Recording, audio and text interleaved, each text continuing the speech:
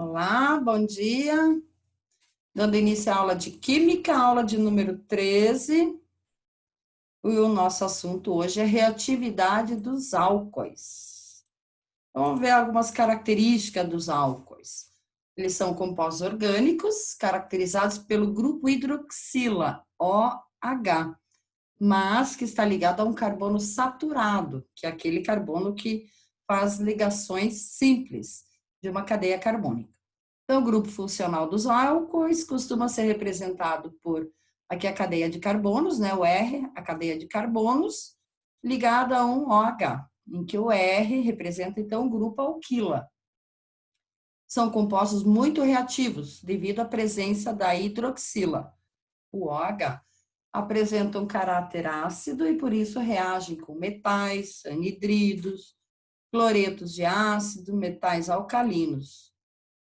Se a hidroxila estiver ligada a um carbono insaturado, que é aquele carbono que está realizando uma dupla ligação, na verdade não será um composto orgânico pertencente à função dos álcoois, mas sim à função dos enóis.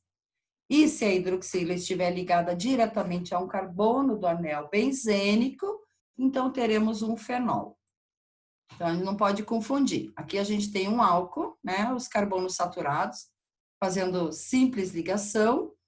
Já nesse caso aqui a gente tem o enol, aqui tem uma cadeia cíclica de carbonos e a hidroxila ligada a um carbono saturado. Desculpa, insaturado, né? Dupla ligação. E aqui o anel benzênico e o OH ligado a um carbono aqui do anel benzênico, então a gente tem um fenol. As principais aplicações dos álcoois são como produtos de partida para síntese orgânica, aditivos para vernizes e solventes. A partir dos álcoois, obtém-se ácidos e ésteres de grande importância. O álcool mais conhecido é o etanol, o álcool etílico, aquele que eles colocam nas bebidas ou também usam como combustível para automóvel. O etanol é o álcool comum, sendo chamado assim porque é o álcool mais usado. Ele pode ser usado em limpezas, desinfecção, higienização, como combustível em laboratório, como solvente de tinta, vernizes e perfumes, na síntese de vários produtos orgânicos, como o acetaldeído, ácido acetóico e éter comum, além de estar presente nas bebidas alcoólicas. Então, as reações dos álcoois. Então, a gente tem a reação de desidratação intermolecular dos álcoois, que é quando a reação ocorre entre moléculas, ocorrendo a perda de uma molécula de água para cada 2 moléculas de álcool. Então, aqui a gente tem 2 moléculas de álcool, então, na presença de um catalisador, que é o ácido sulfúrico, e a uma temperatura de 140 graus, vai sair uma molécula de água e vai se produzir um éster. Por exemplo, esses 2 hidrogênios com oxigênio vão formar água e sobra o oxigênio que vai se ligar a esse carbono, então formando um éter. Né? O éter é caracterizado por ter um oxigênio entre 2 carbonos. E a desidratação intramolecular dos álcoois. Ela envolve a perda de água proveniente de dentro da própria molécula do álcool, na presença de um catalisador.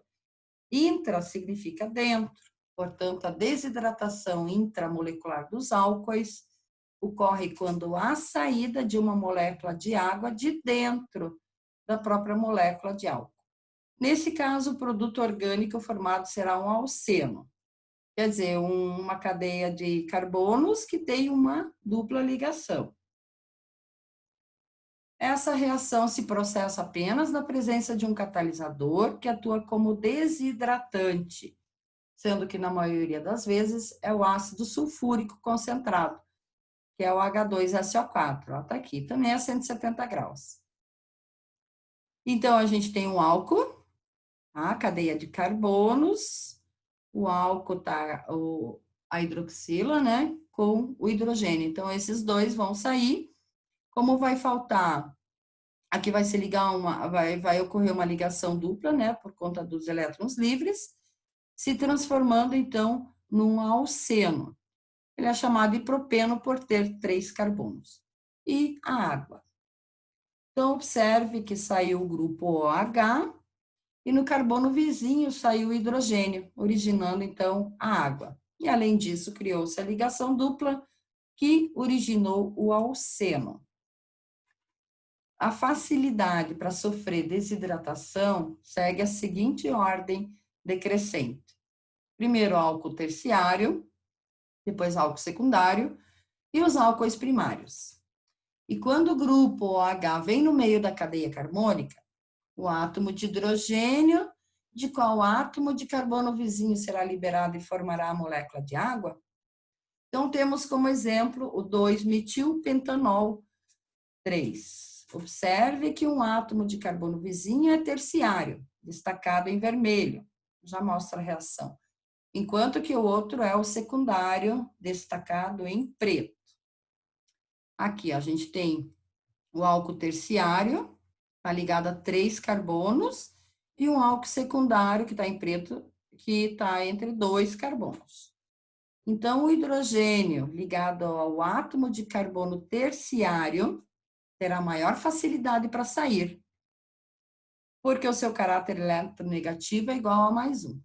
Assim, quanto menos negativo estiver o caráter do carbono, mais fraca será a ligação entre eles e mais fácil será para romper essa ligação. Em casos como esse, todos os compostos possíveis são formados, porém, a predominância será dada pela ordem. Álcool terciário, álcool secundário e depois o álcool primário. Só aumentar um pouquinho aqui, para a gente ver melhor. Então, temos o álcool, né? Esse aqui é um álcool secundário, por ele estar ligado a 2 carbonos. Então, com o catalisador, né, e na presença de temperatura alta, 170 graus, vai ocorrer a reação predominante. Então, o hidrogênio da molécula proveniente do carbono terciário, que é o menos hidrogenado. Esse aqui e esse dali. E a reação mínima, o hidrogênio da molécula proveniente do carbono secundário, mais hidrogenado. Esse tipo de reação obedece à regra de Zaitsev, que diz que haverá maior tendência do hidrogênio sair do carbono menos hidrogenado, ou seja, aquele que tem menos hidrogênio. Essa reação é exatamente o contrário da regra de Markovnikov, usada para reações de adição. Na regra de Markovnikov sai o que tem maior número de hidrogênios. Outra reação é a oxidação dos álcoois. Dependendo do tipo de álcool que reage, a oxidação dos álcoois pode originar aldeídos, cetonas, ácidos carboxílicos, gás carbônico e água. Então, o metanol pode dar origem ao metanal, que depois ácido metanóico e ácido carbônico. A gente já vai ver uma reação dessa. O álcool primário pode dar origem ao aldeído e ao ácido carboxílico. Um álcool secundário, as cetonas, e álcool terciário não vai reagir. Então, o metanol, que é o álcool que só tem um carbono. Então, é o único álcool que possui 3 hidrogênios. Ó. Então, os 3 hidrogênios ligados aqui ao carbono, e sofrerá a oxidação. Nesse caso, visto que há 3 pontos na molécula, que um oxigênio nascente pode atacar, ocorrerão 3 oxidações sucessivas, como mostrado no esquema a seguir. Então, o esquema está aqui. A primeira etapa, oxidação do álcool a aldeído. Então, aqui a gente tem o metanol, né, que é o álcool. Isso aqui é o oxigênio nascente. Ele vai atacar esse carbono, que é o único carbono que tem nessa molécula, dando origem ao metanal, que é o COH, e água. Aí a gente tem uma segunda etapa, que é a oxidação do metanal a ácido metanóico. Então, o metanal, COOH, mais oxigênio, na presença, né, do catalisador, vai gerar um ácido metanóico, que é o COOH. Né? Isso aqui caracteriza o ácido carboxílico, no caso metanóico, por ter apenas um carbono. A terceira etapa é a oxidação do ácido metanóico a ácido carboxílico, ácido carbônico. Então, ácido carboxílico, COH, mais hidrogênio, mais o oxigênio, vai se unir a esse hidrogênio aqui, formando, então, o ácido carbônico, que é o COO, com duas hidroxilas. E a quarta etapa, a decomposição desse ácido carbônico em dióxido de carbono e H2O. Então, a reação nos álcoois primários. Nesses compostos, o carbono da hidroxila está ligado a apenas um átomo de carbono, ou seja, os dois outros ligantes são os hidrogênios, havendo dois lugares para o oxigênio nascente atacar. Então, primeiramente, haverá a formação de um aldeído, como mostra, então, nessa figura. Então, o álcool, né, aqui está a hidroxila, o OH, o radical aqui que não vai nos interessar, e vai gerar um diol gêmeo, que é instável, e depois o aldeído e a água. Aldeído é o COH.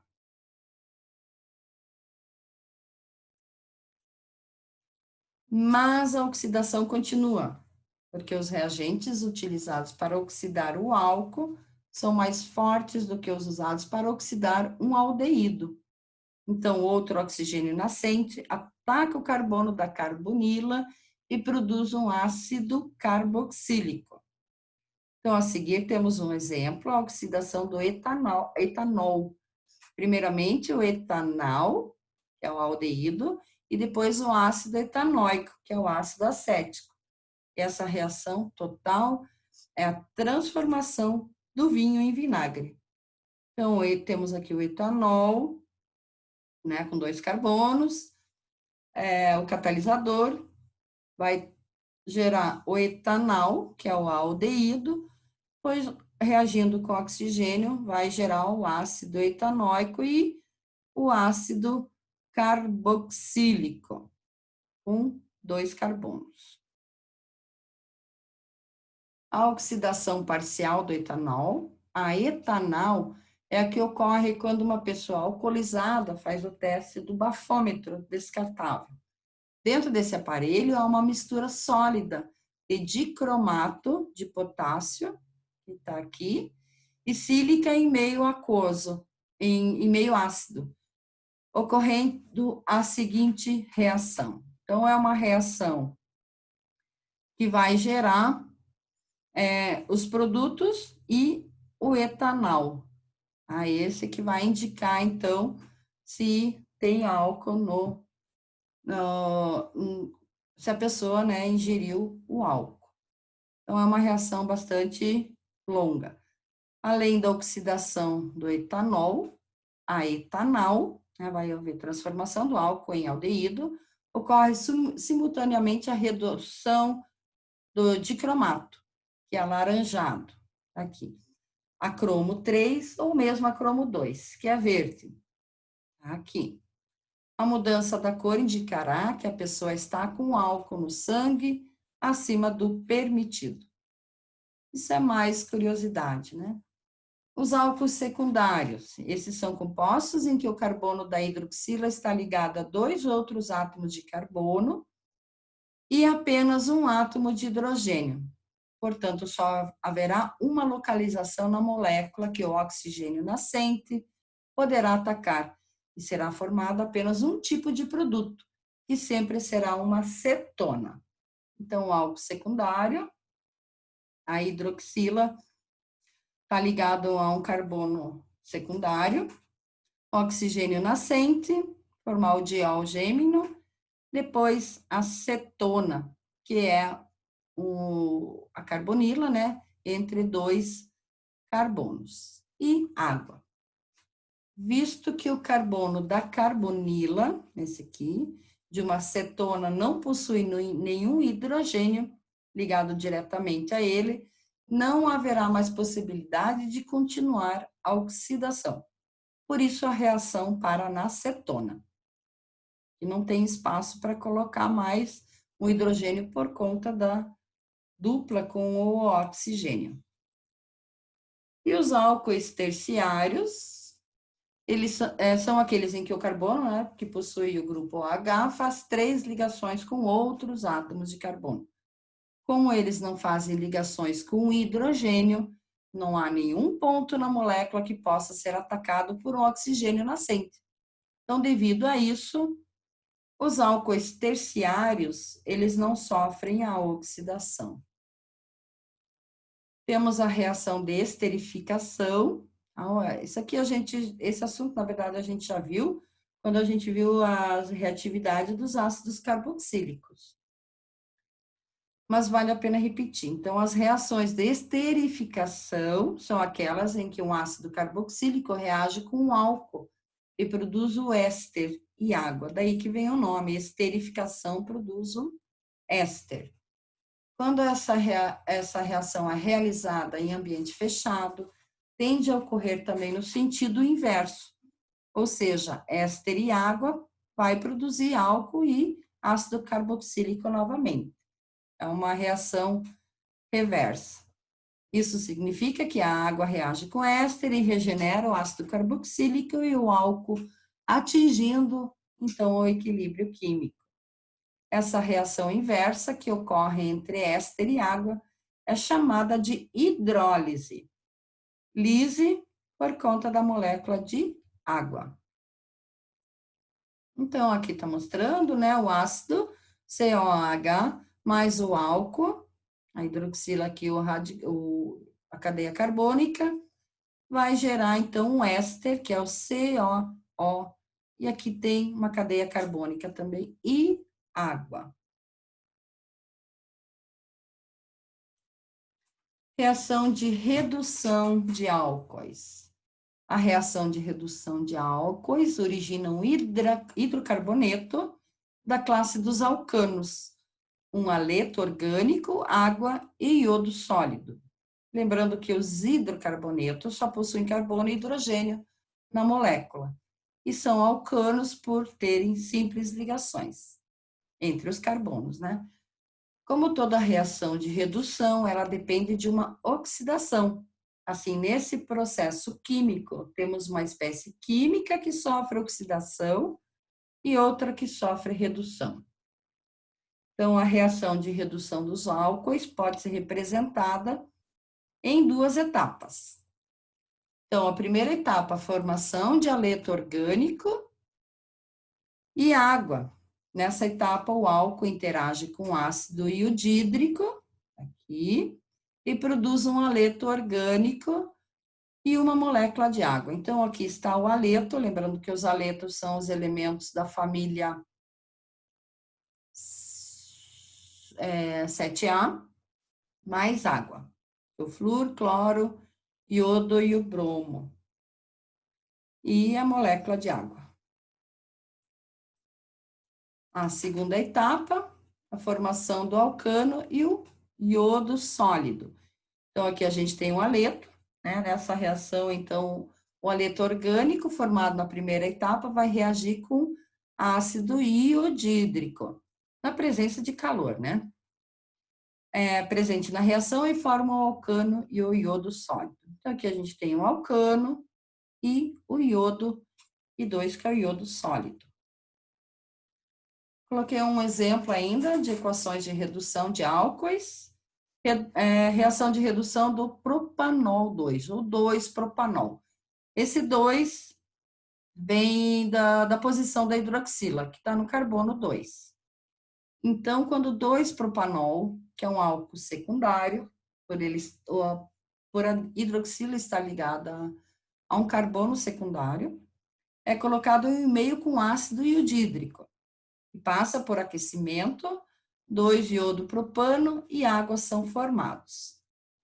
Então, aqui a gente tem o 2-iodo-propano mais a água. Então, eles vão reagir e vão formar esses produtos.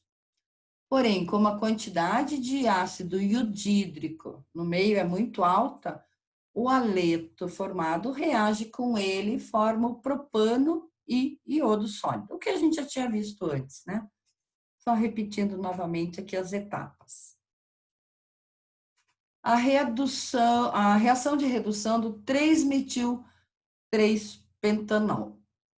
Então, 3-metil, aqui a gente tem um radical metil, está no carbono 3, tá? Por isso 3-metil, e 3-pentanol, porque a hidroxila está no carbono 3 também, e pentanol porque o álcool tem 5 carbonos. Então, quando... Ixi... Ai, voltou. Minha internet deu uma falhada aqui. Quando 3-pentanol, um álcool terciário, é colocado em um meio com ácido iodídrico e passa por aquecimento, 3-iodo, 3-metilpentano e água são formados. Porém, como a quantidade de ácido iodídrico no meio é muito alta, o haleto formado reage com ele e forma o propano e iodo sólido. Então, aqui o 3-metil, 3-iodo-pentanol, vai reagir com o ácido iodídrico, formando, então, o iodo sólido e o 3-metilpentanol. 1, 2, 3, 4, 5. Propano, aliás, ou pentano. Aí me desconcentrei agora. Mas é isso. Qualquer coisa a gente revê essa última parte. Ai, vocês estão todos aí. Achei que eu tivesse caído. Minha internet ficou meio estável. Então, tá, vou interromper a gravação.